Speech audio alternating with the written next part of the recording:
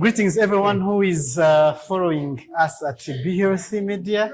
We are here where the NCPD with RBC and the Church of Christ, they have organized some trainings, and we are at the conclusion of those trainings. And here we are one of the organizers, so the one who has been in charge or responsible for the preparation of these trainings. So you may please begin with an introduction to the people watching us. Yeah, so my name is Stephen Hunter, and I'm a doctor of physical therapy from the U.S., the United States of America. And I volunteer my time with the Church of Jesus Christ of Latter-day Saints to provide wheelchairs for the disabled people here in Rwanda. And I've been doing this for about 15 years. Wow. All the 15 years I've been doing it in Rwanda? 15 years in Rwanda. Wow.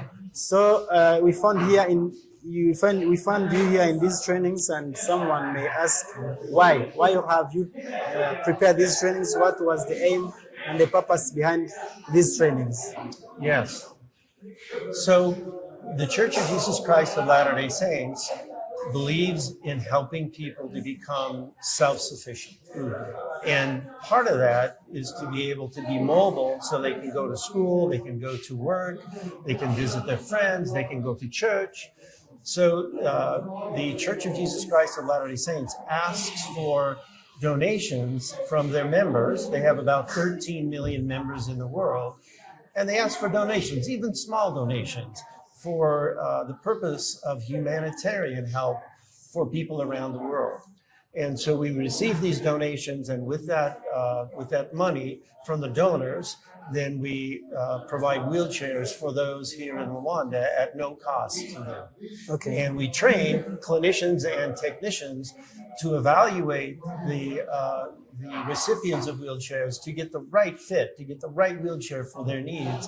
And then the technicians are trained to assemble the wheelchairs and then do any future repairs to the wheelchairs. Why have you chosen specifically those people with disabilities? Why haven't you gone to people helping the poor or paying the school fees, any other sector? Why have you chosen dealing with this with disabilities? Okay, yes, that's a very good question. So the church does help other people besides those with disabilities. We provide vaccinations here in Africa and in Rwanda. We have helped with some of the refugees. We build latrines. Just this month, we built a school and provided desks, over 900 desks for school children. So they do several different humanitarian projects, and just one of those is for the wheelchairs for those who have trouble with mobility. Okay, so you are providing the trainings, and some may wonder if there is availability of these wheelchairs. If the more trainings that you are giving, also the wheelchairs will be available to those in need. Are they available? Are they sufficient to the people who may need it? Oh, I don't think we're ever meeting all of the needs. We do the best we can, but there is always a greater need for wheelchairs than we are able to provide.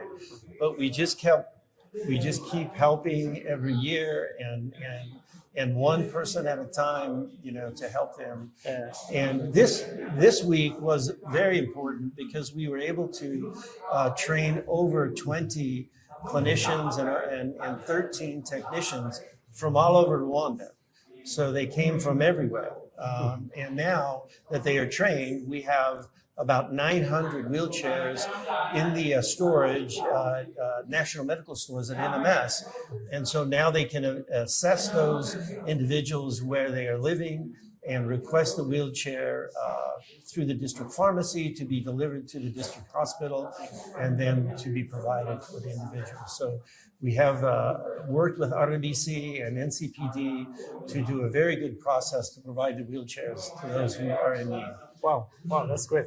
For every initiative, for every idea, for every project, there has been a story behind it. So do you have a story of how or why you chose coming to Africa, specifically to Rwanda, for all of those 15 years, helping day by day, the church activities, those other activities of helping? Is there a story behind that?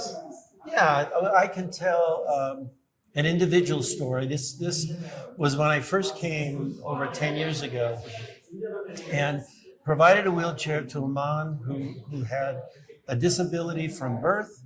He never was able to walk, and he was now almost 70. And we provided a wheelchair, and he became emotional, and I was emotional.